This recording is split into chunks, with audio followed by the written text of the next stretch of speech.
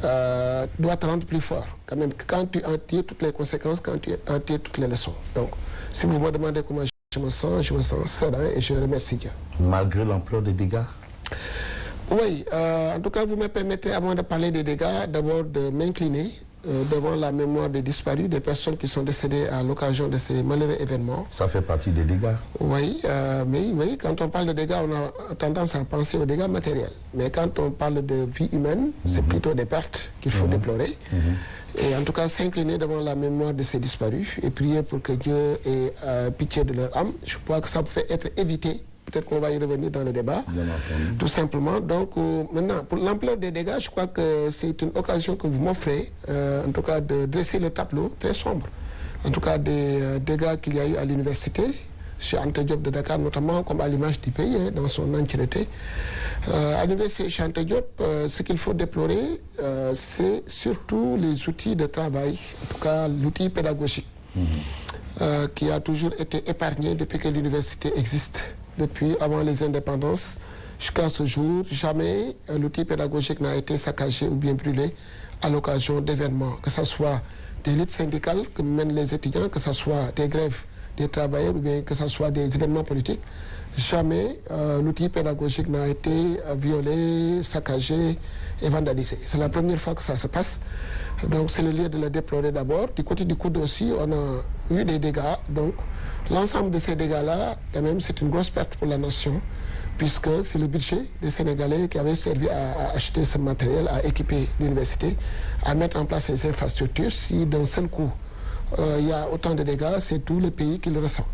Voilà, donc si vous voulez maintenant que je fasse un peu le tableau pour faire la situation. Le tableau, la situation, les coûts, les estimations et tout à fait. Donc je crois que c'est des pertes énormes en équipement, en infrastructure, puisque quand vous partez du campus pédagogique, il y a d'abord le chapiteau de la faculté de droit qui a une capacité de 1500 étudiants. C'est un amphithéâtre. Et d'après la doyenne de la faculté de droit, c'est un amphithéâtre qui ne désemplit jamais. Voilà, c'est partagé à la fois par la faculté de lettres et la faculté de droit. La faculté de lettres, tout ce qu'il y a comme département, il y a beaucoup en tout cas de départements qui font leur cours là-bas. Et parce que c'est un grand amphithéâtre qui peut beaucoup accueillir. Donc la doyenne nous a dit que de 8h jusqu'à 18h, les cohortes d'étudiants se relaient. Non-stop. Voilà, non-stop. Donc ça veut dire, ça met en exergue tout simplement, en tout cas, l'importance de ce dispositif-là pour l'université Cheikh Anta Diop. Ce chapiteau a été incendié, brûlé et mis à terre, calciné complètement. Donc, pour la faculté de droit, vous allez à la salle des profs, c'est saccagé, vandalisé. Même le bureau de la doyenne a été saccagé. Des vitres ont été cassées qui sont tombées dans le bureau de la doyenne. Je ne parle pas des bureaux des professeurs. En tout cas, il y a eu beaucoup de dégâts.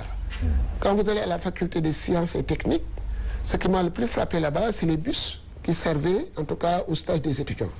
Et un doyen m'a dit que ces bus étaient d'une grande utilité, puisque eux, dans le déroulement de leur cours, la partie stage pratique à l'intérieur du pays, dans des zones comme Kédougou et autres, c'est des stages qui font partie obligatoire, en tout cas, des cours. On ne peut pas acquérir certaines connaissances en biologie sans faire des sorties dans certaines zones quand même qui présentent une certaine particularité du point de vue biodiversité. Donc vous voyez, donc ces bus, c'est tout un parking de bus qui a été calciné entièrement. Sans compter maintenant les dégâts au niveau des bureaux et autres. Au niveau de la faculté de lettres, ce qui a été frappant, c'est cette salle d'archives qu'on a visée et qu'on a incendiée.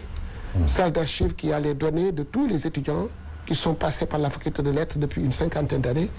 En tout cas, que ce soit des diplômes que tu veux faire imprimer, des relevés, tout ce qu'il y a comme données concernant les étudiants de la faculté de lettres ont été incendiés, réduits en cendres.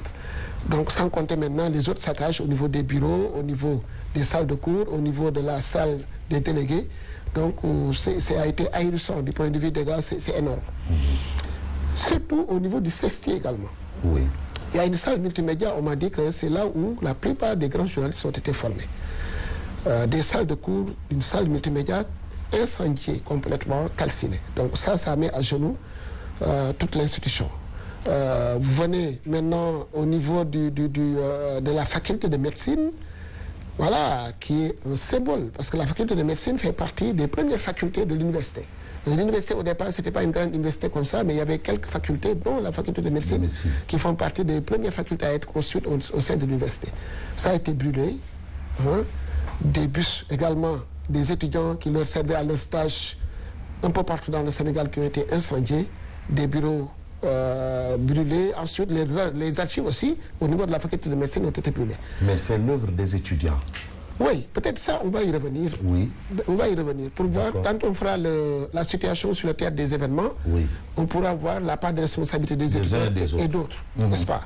Mais en tout cas, c'est déplorable. Maintenant, vous venez au coude également.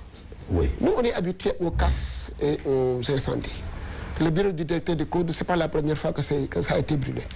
Presque tous les directeurs qui se sont succédés là-bas, à l'exception d'Ablaye Sow qui est passé un très petit moment au coude. Un laps de temps. Voilà, tous les autres ont connu ces événements-là. Soit c'est saccagé, soit c'est brûlé. Donc ça, nous, on a l'habitude. C'est pourquoi on a tellement barricadé notre direction que vous pensez que c'est quand c'est fermé que c'est un bunker. Voilà. Donc, vous voyez. Donc nous, on est habitués des faits, mais quand même, cette fois-ci, c'est tellement violent que ça dépasse l'entendement. Puisque la direction a été incendiée, le bureau de l'ACP, de l'agent comptable, je crois qu'ils l'ont particulièrement visé. Parce qu'il y a même un coffre qui a été volé dans le bureau de l'agent comptable. Oui, un coffre volé. Il y avait de l'argent. Ouais, bon, non. Malheureusement pour nous, il n'y avait que des papiers. Voilà, donc, mais ils l'ont volé, ils ont essayé de l'amener. C'était tellement lourd qu'ils l'ont laissé quelque part dans l'université, on l'a récupéré. Donc, ça signifie tout simplement que ce qui se passe à l'extérieur, en termes de vandalisme, en termes de vol, les mêmes équipes sont entrées chez nous. Donc, c'est simplement pour dire que ce n'était pas seulement des étudiants. Il y a certes des étudiants, parce que c'est les étudiants qui ont fait que ces gens sont entrés dans l'université, ils ne peuvent pas se débiner, ils ne peuvent pas, non, c'est pas possible, ils sont co-responsables. Mais il y a aussi d'autres personnes qui étaient venues pour autre chose. Mais qu'est-ce qui vous fait dire cela aussi? Parce que l'espace c'est pour les étudiants, l'université. Non, on va y revenir sur le théâtre pour vous dire comment des intrus sont entrés. On va y revenir, puisque j'ai entendu dire des choses que les gens sont venus habiter au campus, alors que ce n'était pas le cas. On va y revenir plus tard. J'étais juste en train de faire le tableau des dégâts. La direction a été saccagée. Des bureaux appartenant à des agents ont été également saccagés, notamment le bureau du chef de la sécurité. Ça a été incendié comme la direction, parce que c'était une cible, le chef de la sécurité, qui a été blessé d'ailleurs au moment des événements. Également, quelque chose qui nous a fait très mal et qui va impacter le fonctionnement du coude également, c'est les bus du personnel qui ont été incendiés. C'est 8 bus. Le personnel du coude, oui, 8 bus. Oui, qui servaient à amener les agents qui habitent dans la banlieue. Donc des agents qui n'ont pas de véhicule, qui n'ont pas de moyens de déplacement, et à qui ces bus-là servaient énormément. Donc 8 bus qu'on a trouvés dans leur paquet et qu'on a incendiés entièrement hors d'usage. Irrécupérable. Irrécupérable. Ça veut dire que c'est presque, 8 bus, quand vous multipliez par une quarantaine de personnes, c'est facilement plus de 300 agents dont le déplacement est handicapé. Donc, ça veut dire que ça va impacter négativement le fonctionnement du coude pendant très longtemps. La salle Omar Pène aussi, qu'on a inaugurée il n'y a pas longtemps, qui faisait la fierté de tous les étudiants, en tout cas, qui a été également saccagée, vandalisée. Donc, je crois que, voilà, et sans compter maintenant l'environnement du coude, qui est très envié un peu partout. Oui, parce qu'à un moment, on a vu vos efforts, les espaces verts. En tout cas, vous avez rendu l'espace universitaire vraiment, qui ressemblait vraiment à un espace digne de ce nom. Bon à vivre, bon pour l'enseignement et autres. Et aujourd'hui, vous avez quand même un regret par rapport à ce que vous voyez aujourd'hui? Tout à fait. Vous savez, l'environnement, vous construisez votre maison en béton. Aussi beau que soient les constructions, aussi belles que soient les constructions. Vous ne mettez pas de la verdure, c'est pas vivable. Environnement paysager. Voilà. Alors on le voit même à Malikounda, votre commune. La personne humaine a besoin de ça, de verdure, parce que à l'origine, c'était ça. À l'origine, c'est la nature. Voilà, c'est la nature. Donc, nous, on avait en tout cas dit qu'il fallait adoucir cet environnement universitaire en mettant le maximum d'espace vert. Et je crois qu'aujourd'hui, c'est une fierté pour tout le Sénégal. Le Sénégal, l'université aujourd'hui, en termes d'environnement, de cadre de vie, n'a rien à envier à quelconque université. Vous voyez.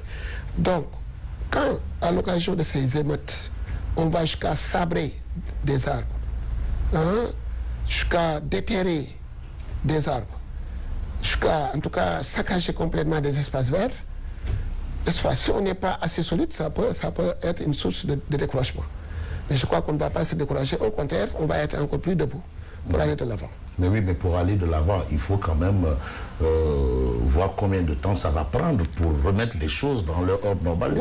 Oui, ça prendra du temps quand même. Ça prendra du temps puisque quand vous prenez l'amphithéâtre pour construire un amphithéâtre, c'est pas en 3 mois qu'on peut construire un amphithéâtre, même si c'est un chapiteau, mais c'est pas comme le chapiteau qui sert de restaurant. Non. Parce que c'était des structures métalliques, c'était très bien fait, c'est une, en tout cas, disposition en étage, donc ça demande du temps. Quand vous venez à la direction du coût également, il y a que notre comptabilité pour la remettre aux normes, ça prendra énormément de temps parce qu'il y a toute une procédure comptable qu'il faut mettre en place pour régulariser, faire l'état des lieux, remettre les outils en place. Notre direction aussi, pour que ça puisse redémarrer à fonctionner, c'est des problèmes. Les restaurants aussi, il y a quelques restaurants qui ont été saccagés. Ça aussi, tout cela, en tout cas, ça va demander beaucoup de temps pour que l'université, en tout cas, puisse renaître de ses centres, si je peux m'exprimer ici. Voilà, donc, simplement pour dire que c'est regrettable, très regrettable. Et ça n'a pas de raison. Puis dire que c'est pas possible. Pourquoi les gens sont allés jusque-là? Mais est-ce que vous avez fait un bilan financier des dégâts? Vous avez estimé un montant? Bon, l'estimation... Combien il faut pour mettre tout ça en marche? Si, l'estimation est en train d'être faite. On est en train de faire l'estimation. On a requis en tout cas les services d'experts comptables qui vont nous faire la situation des dégâts matériels d'abord, mais les évaluer aussi pour savoir en termes de pertes financières combien ça s'élève.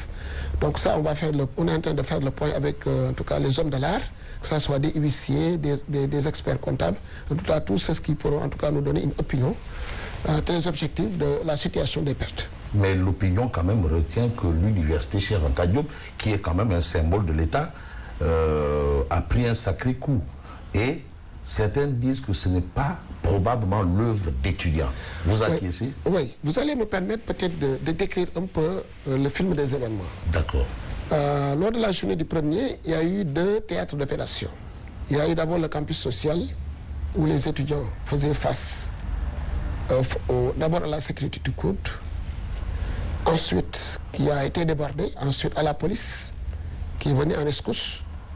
La police est entrée effectivement dans le campus social, le 1er. Ce n'est pas une violation des franchises universitaires? Non, les franchises universitaires, il y a des règles. Quand il y a des cas de force majeure, quand le danger déborde, en tout cas dépasse la sécurité du coude, le recteur, quand il est saisi, il a la latitude en tout cas de prendre une réquisition pour en tout cas faire entrer la police dans l'espace. C'était le cas. Donc, la police est entrée et à un moment donné avait plus ou moins maîtrisé la situation au sein du campus social.